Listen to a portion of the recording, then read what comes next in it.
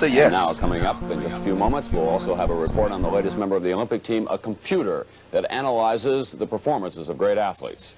And then some not so great athletes. You'll see what I mean in a few moments. Here. 15.5 before the hour now. The United States Olympic team is about to take a long jump into the computer age. It's getting a new team member, and it's a computer.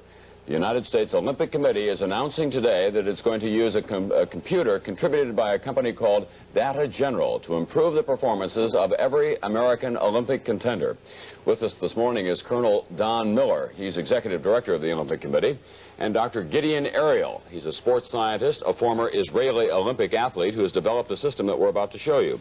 Dr. Gideon Ariel is the man who developed the system. He's going to tell us about it this morning. First of all, you want to change the analysis from eyeball to hard scientific judgment, I gather. That's why you went ahead and did this. Well, the human eye actually cannot see performance, because what performance is all about is the manipulation of forces in the body, and you cannot see forces, you can see movement.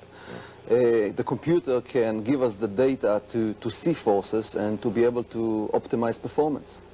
Well, we're going to show you now some performances, one spectacular and one, well, you make your own judgment, because the other day, marathon champion Bill Rogers, the premier runner in the world, he and I went out to run in Central Park, and Dr. Ariel came along to film us. It was really a very simple and quick process. As you can see, I arranged to run first so I could always finish ahead of Rogers as Dr. Ariel filmed us using an ordinary 16mm camera. He shot it in slow motion. We ran at various speeds, and then Dr. Ariel took the film back, processed it, and what did you do with it after that?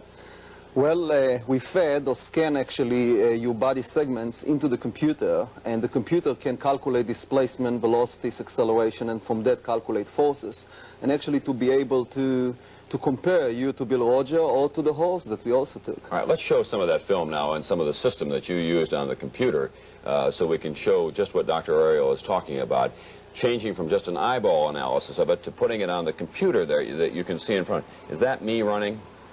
This is you running, actually in the marathon Lost pace. all the weight. Yeah.